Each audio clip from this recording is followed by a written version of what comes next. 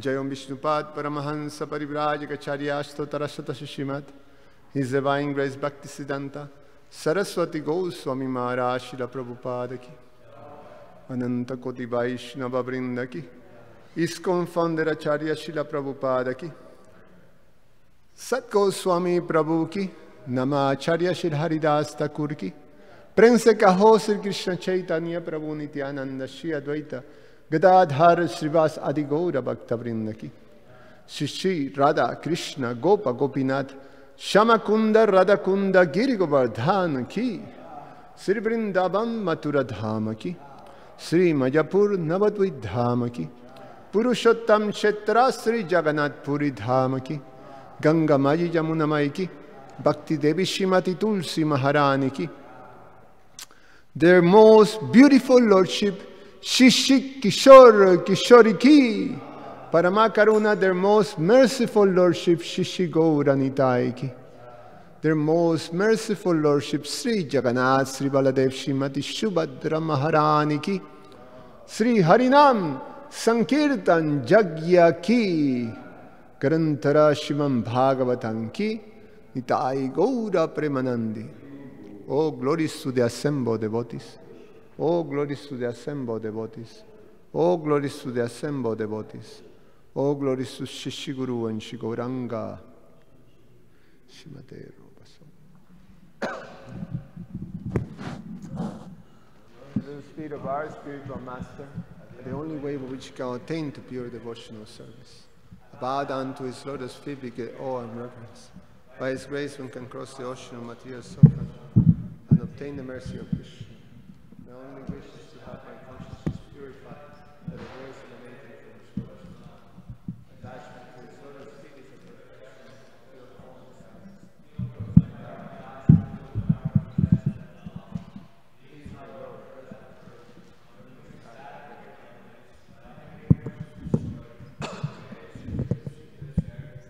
Our spiritual master is the ocean of mercy, friend of the poor and Lord master of the poor. Be merciful unto us.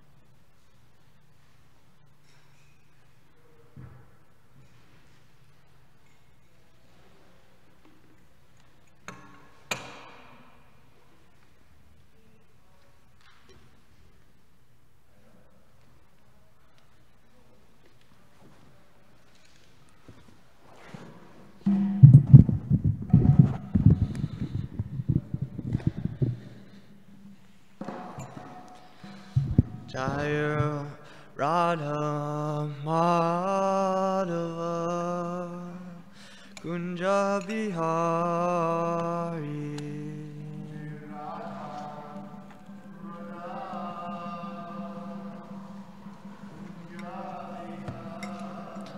Jaya Radha Madhava Kunja Bihari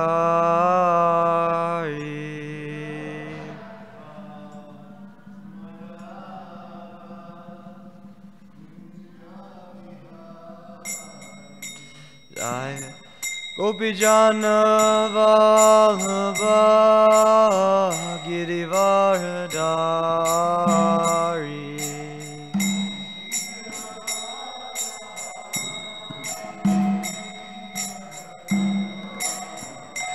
Jaya Gopijana Vallabha Giridhari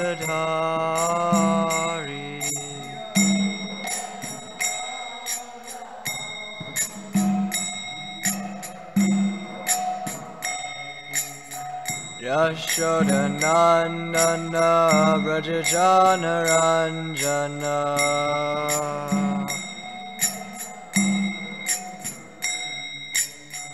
Yashodanandana Brajajanaranjana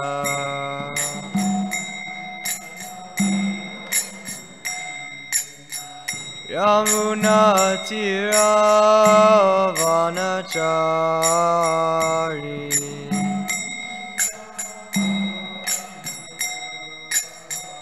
Yamunatiravanachari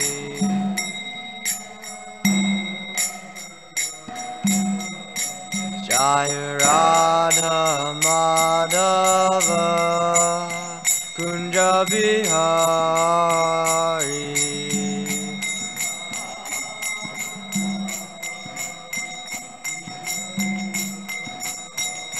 Jaya Radha Madhava Kunja Bihari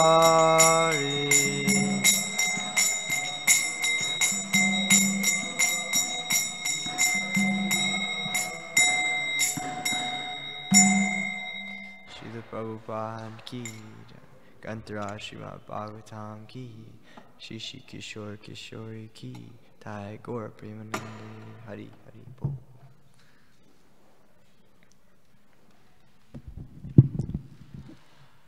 Om Namo Bhagavate Vasudevaya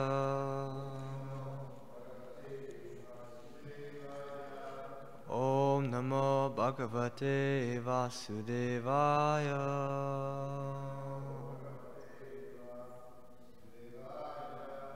Om Namo Bhagavate Vasudevaya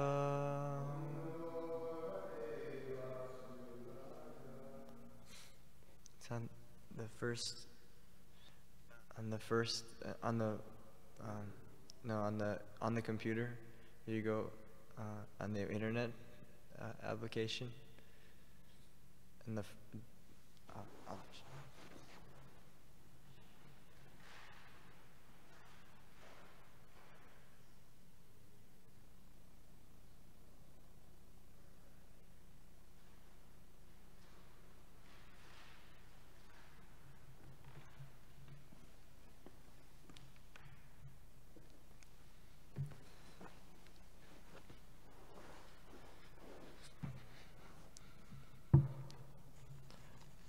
Rainam namaskrityam Ram Shaivam Narottamam Devim Saraswatim Vyasam Tato Jayam Hadiraye Nashtaprayeshu Bhadreshu Nityam Bhagavata Sevaya Bhagavati Uttama Shloke Bhaktir Bhavati Naishtaki.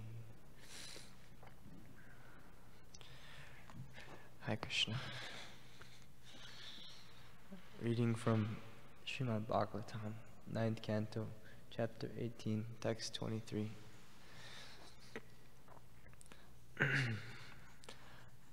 Yayati Anabi Pretam Daivo Partam Atmanaha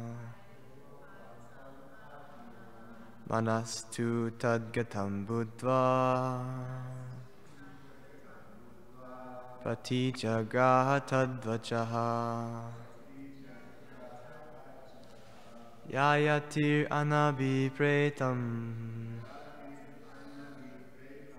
Daivo Paritam Atmana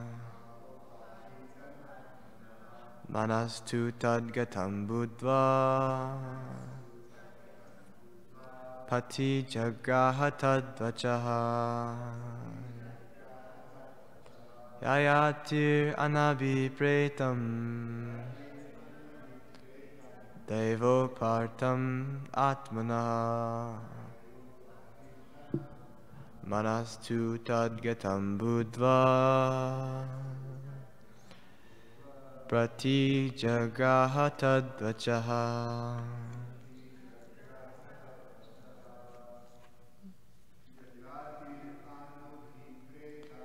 Yayati Anabi Petram Devo paritamatmana manastu tadgatam buddva pratijagraha tadvajaha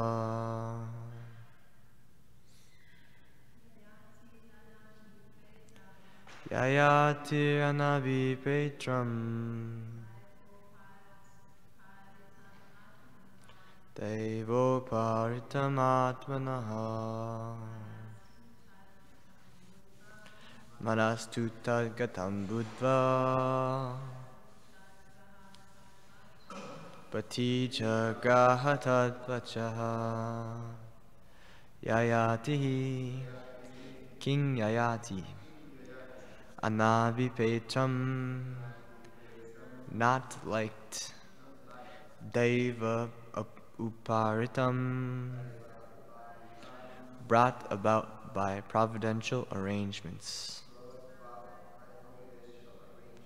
Atmanaha his personal interest Manaha mind to however Tatgatam being attracted to her Buddha by such intelligence Pratijagraha accepted Tatvajaha the words of Devayani. Translation and purport. His Divine Grace A.C. Bhaktivedanta Swami Srila Prabhupada. Srila Prabhupada. Sukadev Goswami continued, because such a marriage is not sanctioned by regular scriptures, King Yayati did not like it. But because it was arranged by providence, and because he was attracted by Devayani's beauty, he accepted her request. Purport. According to the Vedic system, the parents would consider the horoscopes of the boy and girl who were to be married. If, according to astrological calculations, the boy and girl were compatible in every respect, the match was called Yotaka, and the marriage would be accepted. Even 50 years ago, this system was current in Hindu society. Regardless of the affluence of the boy or the personal beauty of the girl, without this astrological compatibility, the marriage would not take place. A person is born in one of three categories, known as Devagana, Manushya-gana, and Rakshasa-gana. In different parts of the universe, there are demigods and demons. And in human society also, some people resemble demigods, whereas others resemble demons. If according to astrological calculations there was conflict between a godly and a demoniac nature, the marriage would not take place. Similarly, there were calculations of pratiloma and anuloma. The central idea is that if the boy and girl were on an equal level, the marriage would be happy, whereas inequality would lead to unhappiness. Because care is no longer taken in marriage, we now find many divorces. Indeed, divorce has now become a common affair. Although formerly one's marriage would continue lifelong, and the affection between husband and wife was so great that the wife would voluntarily die when her husband died, or would remain a faithful widow throughout her entire life. Now, of course, this is no longer possible, for human society has fallen to the level of animal society. Marriage now takes place simply by agreement. Dampatye biruchir hetu. Bhagavatam 12:2-3. The word abhiruchi means agreement. If the boy and girl simply agree to marry, the marriage takes place. But when the Vedic system is not rigidly observed, marriage frequently ends in divorce. Om Vishnu Padaya Krishna Prasthaya Bhutale Srimati Bhagavatam Swami. Nama Om Vishnu Padaya Krishna Prasthaya Bhutale Srimate Bhaktivedanta Swami Niti Namini.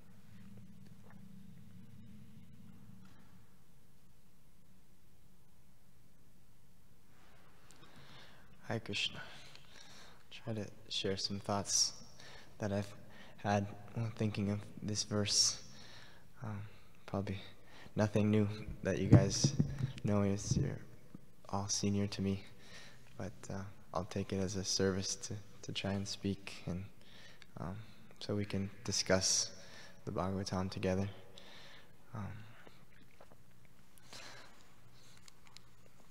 So this verse is mostly speaking about the Vedic way of marriage. So it's described in detail how, according to the Vedic system, that people were arranged for marriage, boys and girls, according to their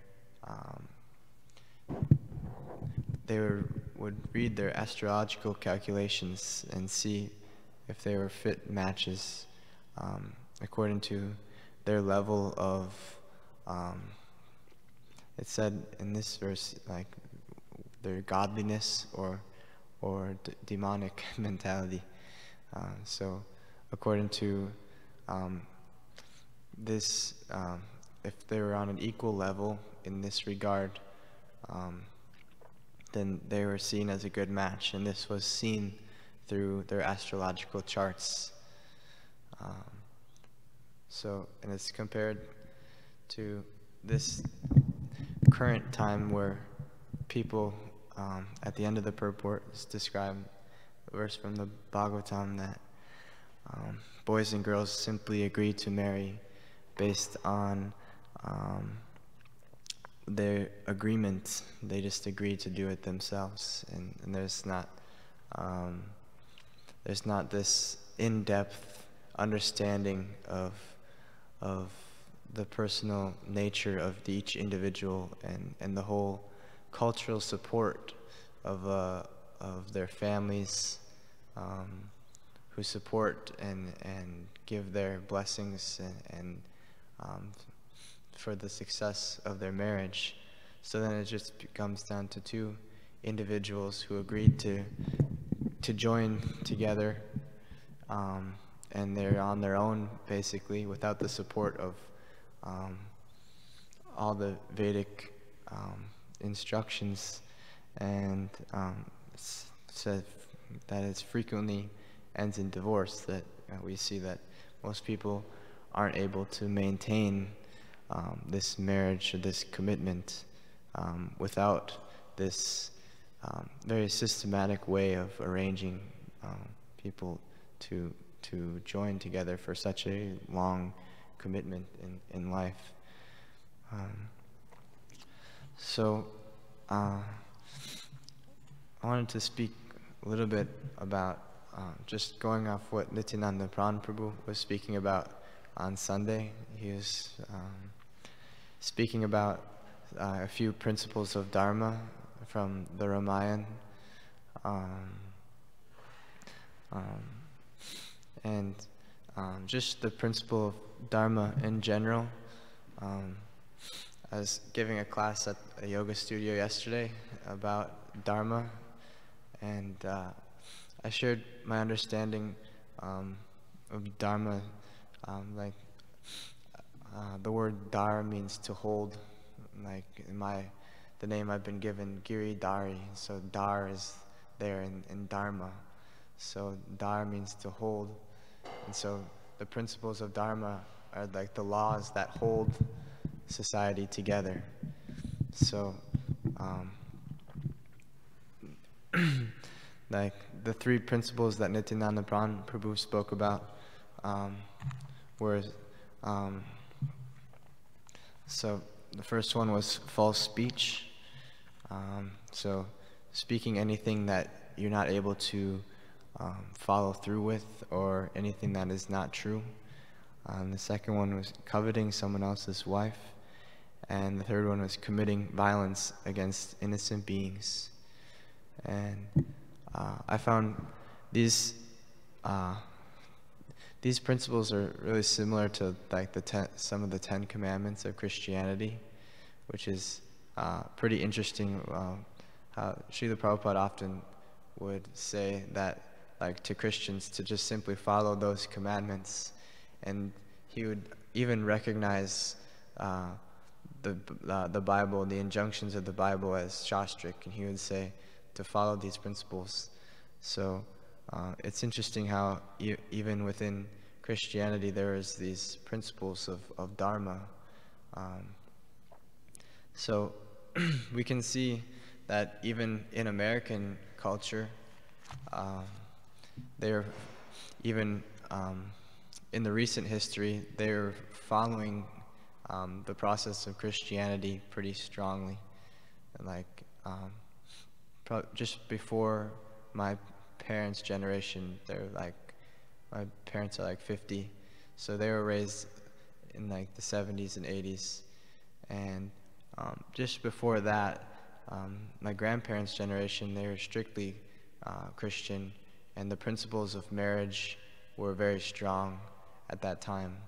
There's like my grandparents today, they're still married, but they fight like anything, like all the time, but they're still married. They didn't give up. Because they have a strong commitment to the vow and the religion, they still go to church every day. I actually went to church with my grandparents, a Catholic church, this past weekend, and the Catholic priest was speaking about the erosion of culture. It was on Thanksgiving, so he was speaking about how Thanksgiving has become just about turkeys and eating turkey and watching football. So he was speaking about the importance of the duty of the Catholic Church to maintain culture. He said that it's their responsibility in the culture to maintain a sense of like spirituality within the culture and a sense of morality.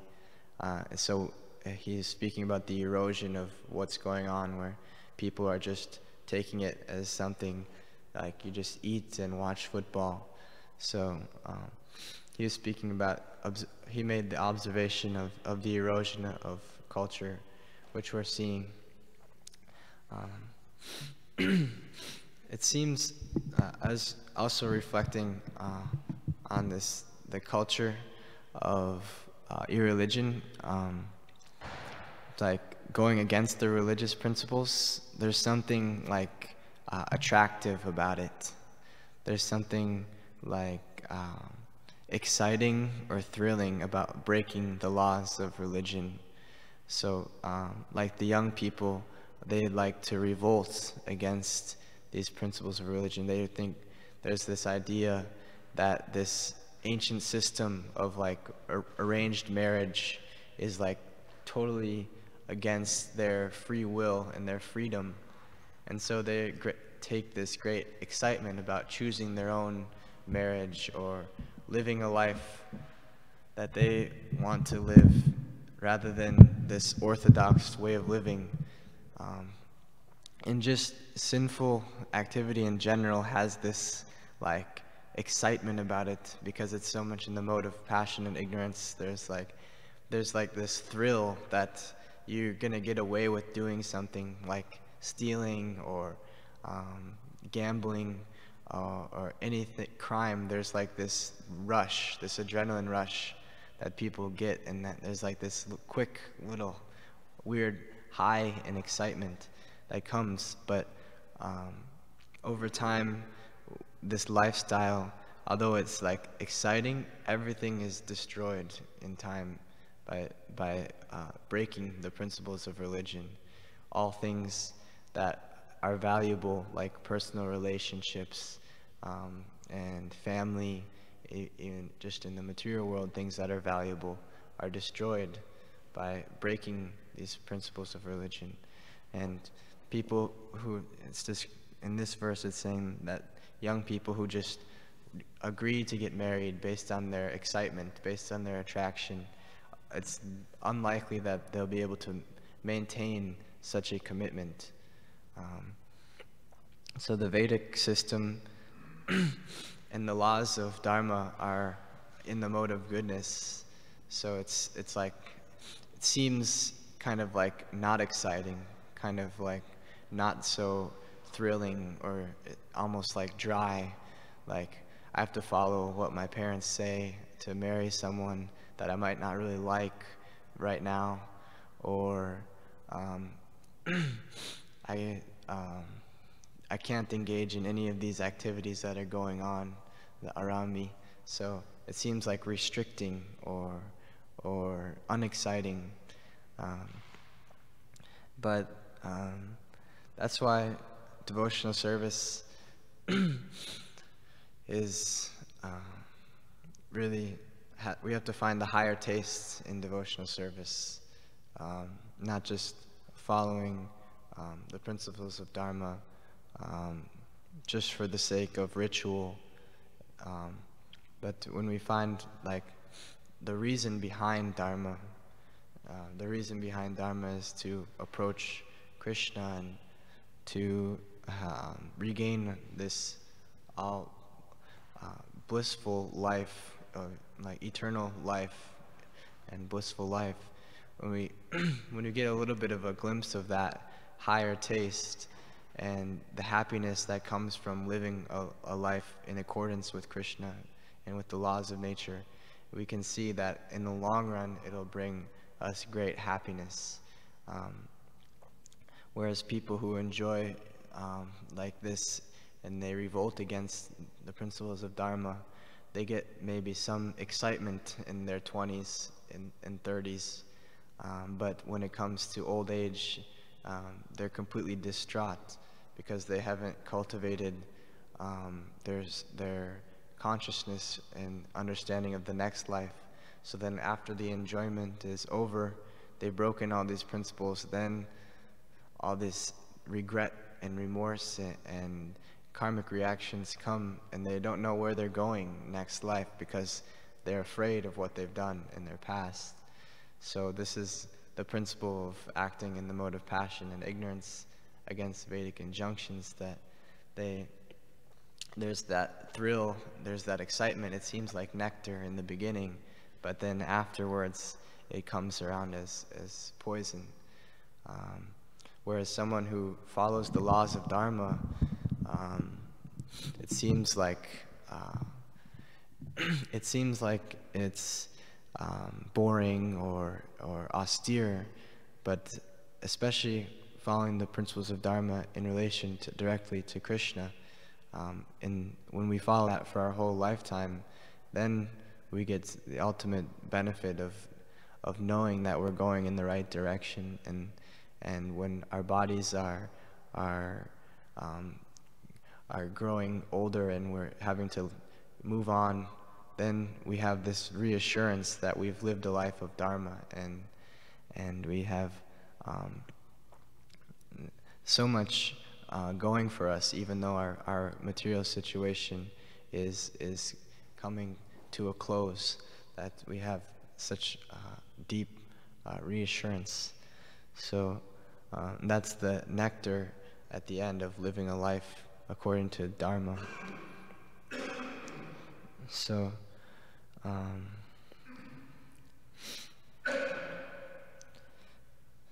I watched a movie with my parents, unfortunately. It was this comedy movie. It was really degraded comedy movie that was like glorifying irreligious activity, basically.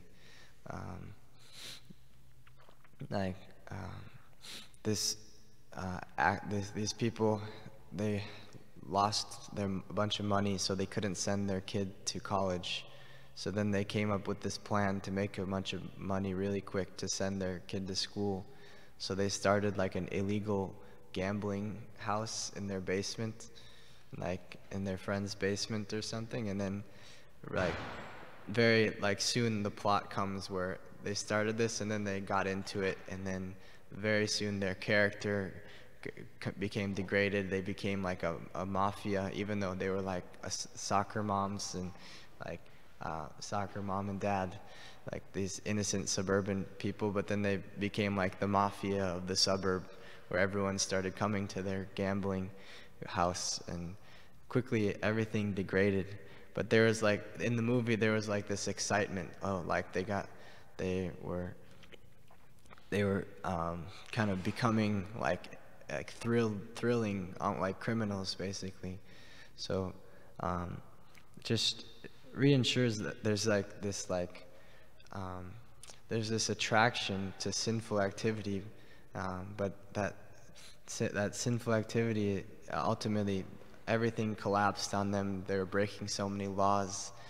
They got into so much trouble and danger, and they almost died a bunch of times, and their whole family was like at risk because they did this, and everything gets destroyed in time when these principles are broken. This was the main principle they were breaking, even was just gambling. And oftentimes we think of the other principles as like more severe, like, oh, he just went and gambled. It's like, okay, I mean, it's we don't necessarily think of it as like the most like sinful thing generally. Most people in America, it's just like something they do, but even that, it just destroys culture. A culture, like a culture based on gambling, it just leads to destruction, and everything that we hold that is valuable becomes destroyed. So people are watching movies about sinful activity that's glorifying sinful activity, because there's this excitement, there's like this nectar that comes in the beginning, so then they can experience it through watching these movies. They get a little bit of excitement from watching, like a thrill of watching a movie based on sinful activity, and then but in the long run there's no real happiness that comes. There's no benefit to watching these movies or engaging, especially no benefit in engaging in such activities. So this is just some thoughts on where culture is at, where a modern American culture is at, and how much they don't know about the scientific nature of the Vedic scriptures, how precise it is, like in this marriage, like doing marriage based on astrology and the laws of karma, and how intricate it is if you transgress the laws of dharma, how direct it causes difficulty. And it's a law, just like Prabhupada often speaks about how, like, if someone breaks the laws within a country, even if they don't know the laws, there's still punishment. So even if someone doesn't know these laws of dharma, they're there and they act. So that's the benefit of studying Bhagavad Gita and Srimad-Bhagavatam and Prabhupada's purports, is that we can get a good sense of the laws of dharma, and just by following even the four regulative principles pretty much puts us above sinful activity, doing our best to follow those, and reading the scriptures really puts us in line. And then also, our only hope really is also performance of Sankirtan too, because the quality of culture is so degraded in Kali Yuga that there's so many faults that it's difficult to ultimately reproduce the Vedic culture. But we can perform Sankirtan, which is the ultimate benefit of Kali Yuga, is that by performing Sankirtan, we can easily achieve all perfection. So Prabhupada, I've heard two different things on Varnashram establishing Varnashram Dharma. He, in the beginning of the movement, he often spoke about how it's impossible to establish Varnashram Dharma in Kali Yuga. Just hearing and chanting, and we'll go back to Godhead. But then later on, he spoke about the need and the importance of establishing Varnashram Dharma, and he called it 50% of his mission. And oftentimes, in his direct instructions, like establishing gurukuls and telling people to get married, indirectly he was establishing the principles of Varnashram the whole time. But to actually completely reenact, or not reenact, but establish the culture of Vedic cultures, it's very difficult in Kali Yuga. So, but if we perform Sankirtan, then we can make our way and make a lot of spiritual advancement, even if the cultural support isn't there. So against all the odds of Kali Yuga, we can still engage in the Sankirtan Yajna and gain so much benefit. So this is pretty much all I have to say, even though it's kind of a short class, but I'm not sure if you'd like to add anything to the discussion.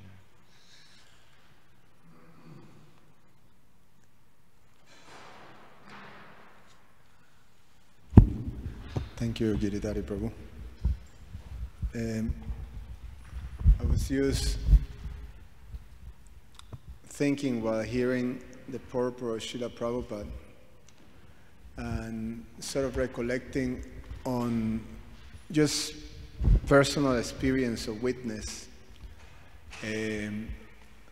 how this arrangement of marriage through astrology and through following, the charts and matching business,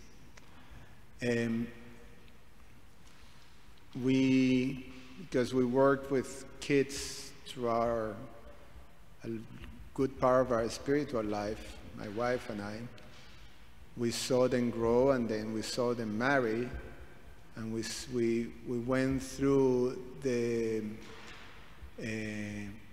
parents, some of the parents making arrangements, and some of them didn't result in a very positive result. But it didn't have a positive result. Actually ended being divorce or separation or some situation that was not good for the devotee, child or youth, who was married. And one of the things that we observed is that the actual purpose or the concentration or the main focus of the arrangement was the material situation. And they were, as the parents, especially the Indian parents, becomes the ones who are traditional. They want to arrange the marriage of the children. They're, is in their culture, and it's accepted. And the kids also sort of accepted it too, many of them. And in their anxiety, they're asking their spiritual master. They're looking all over.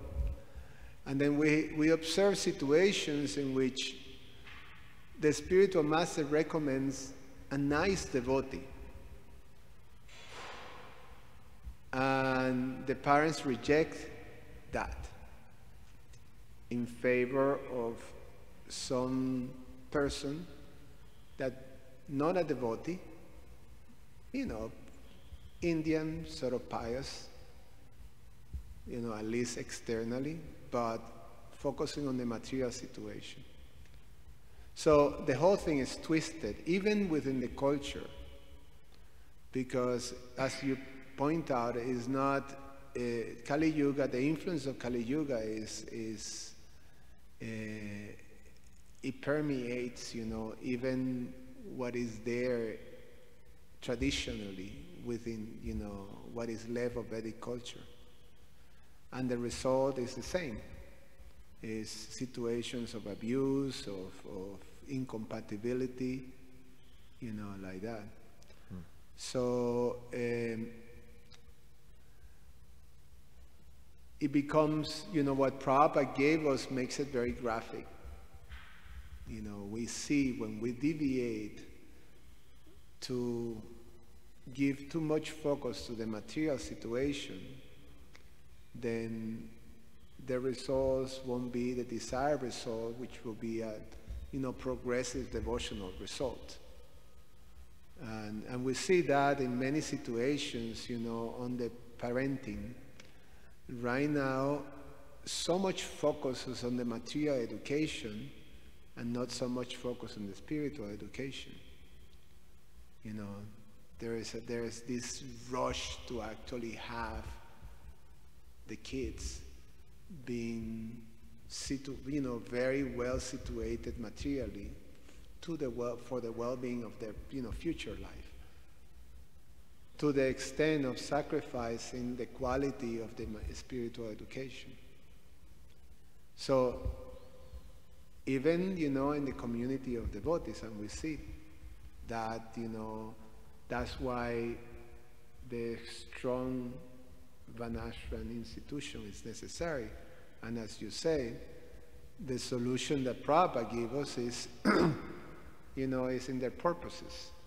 In the purposes of ISKCON is, one is Harinam, the broadcastings of the glories of the holy name.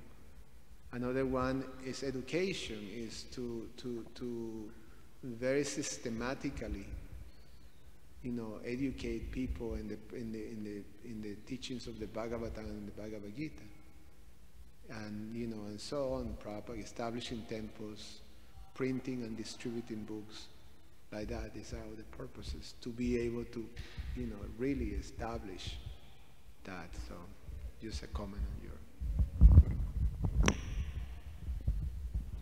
Thank you for sharing practical experience.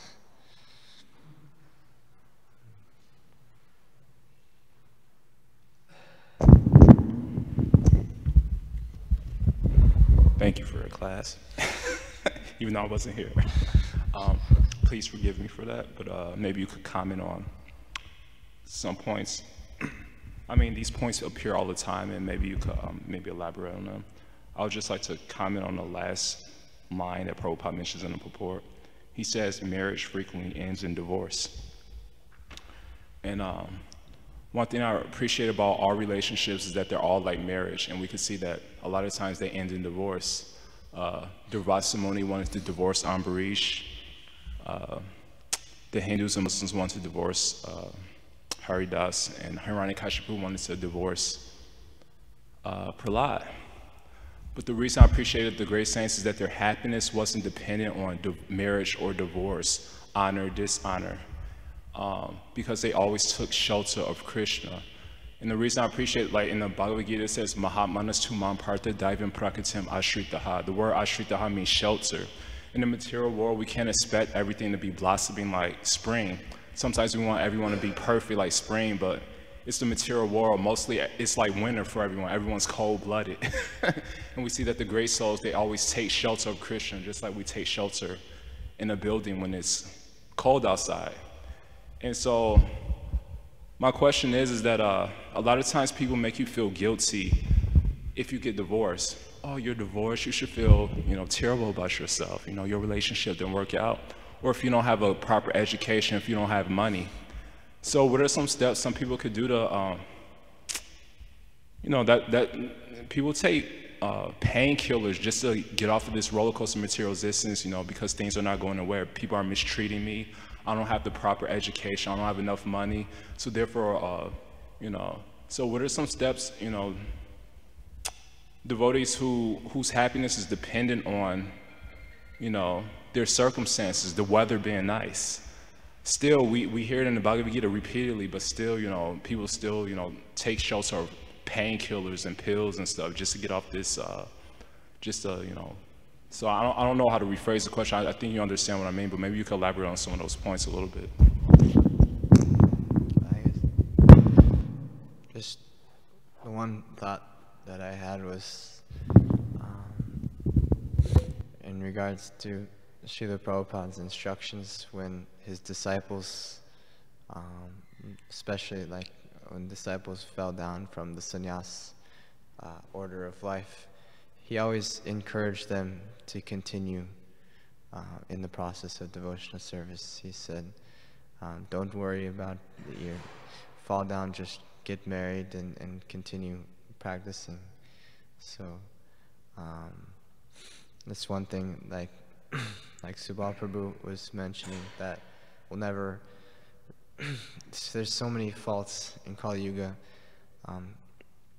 due to, I was going to speak about this point too, that like the beginning of Kali Yuga comes from the curse of Maharaj Parikshit, so the fall down of Brahminical culture. So from that point, the whole culture has collapsed because the Brahminical qualification has collapsed. So from that point of the collapse of Brahminical culture comes the fall down of everything, and slowly everything has just become completely degraded. So the establishment of culture is very difficult. To have a culture of devotees who are just perfect, their marriages all go perfectly, and everything is just right on point with the Vedic injunctions.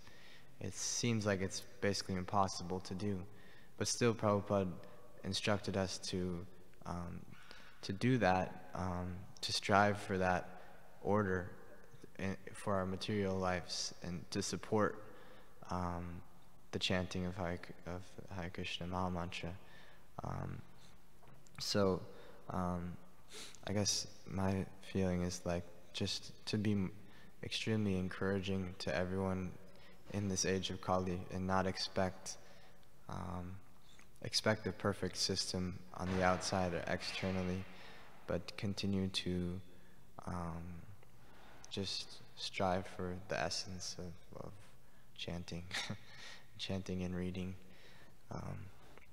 because like you're saying, the circumstances will never be perfect, especially in Kali Yuga.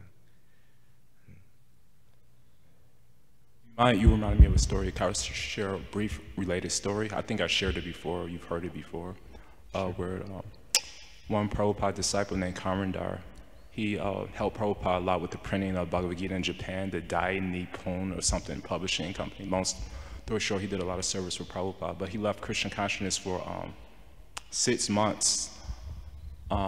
You could call it a fall down. I mean, we all fall down at every moment, but from an external point of view. So after 6 months, he came to Prabhupada again and said, I want to surrender at your lotus feet. And Prabhupada not only accepted him back, but he established him. Prabhupada needed some help with some GBC in India, and he had confidence in Karandar's leadership. So he established him, after he came back to Krishna consciousness, as a leader of GBC in India, and told all the other leaders to accept him back, and because he had confidence in his leadership. And I just appreciate that story because it shows the mercy of the spiritual master. So there's one quote that says, a true friend walks in when the rest of the world walks out. A true friend doesn't rub it in when you make a mistake, they rub it out. So that's what I appreciate about these pastimes. So anyway, thanks for letting me share. Hare Krishna. We all have to endeavor to become like Srila Prabhupada. Strive for that high level of consciousness and its ability to make the best of everybody and inspire everybody to advance in Krishna consciousness. It's so amazing. The tendency is just to tear people apart when they make a mistake, especially when it's close to you, if you're closely dealing with your lifestyle or life duties and things like that. Just it's so easy just to be like unforgiving. So yeah, you have to strive to be like Srila Prabhupada. Thank you for sharing. Do you have something?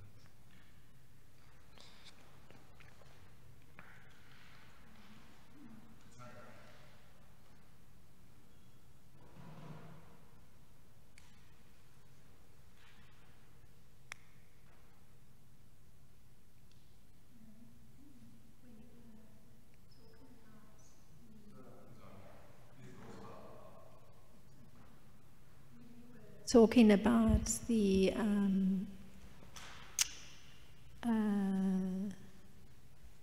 I guess a form of entertainment that is illustrating in some sense the consequence of breaking an important principle of not gambling. It struck me that in some cultures, songs and, I mean, I don't know about movies, but certainly songs are used to convey like moral messages. And it's very odd in this particular culture that we reside in, there is very little in that department, be it through literature or movies or songs, where some sort of moral message is there. And what you were describing, because one is looking with the eyes of knowledge and the fact that one is following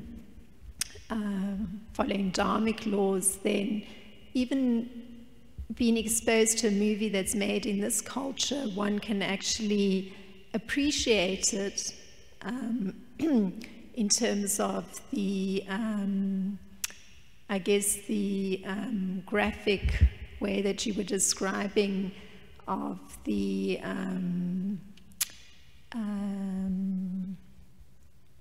I guess degradation that happened to a family as a result of breaking a dharmic principle. So the only reason persons aren't benefiting when there is, you know, such a so-called form of entertainment that does have, you know, something educative, is because there isn't that basis of understanding that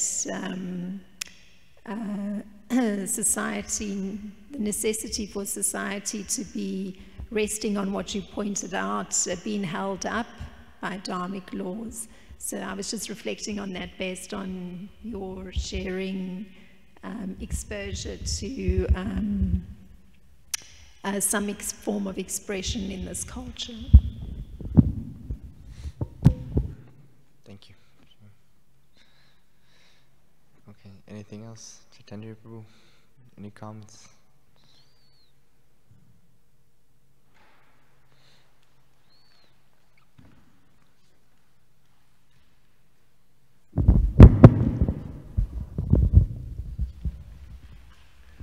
I was just thinking that, you know, Kali Yuga is so pathetic, you know. It's so repulsive, you know. And it seems so difficult to even convince one person, you know, to come to Krishna consciousness.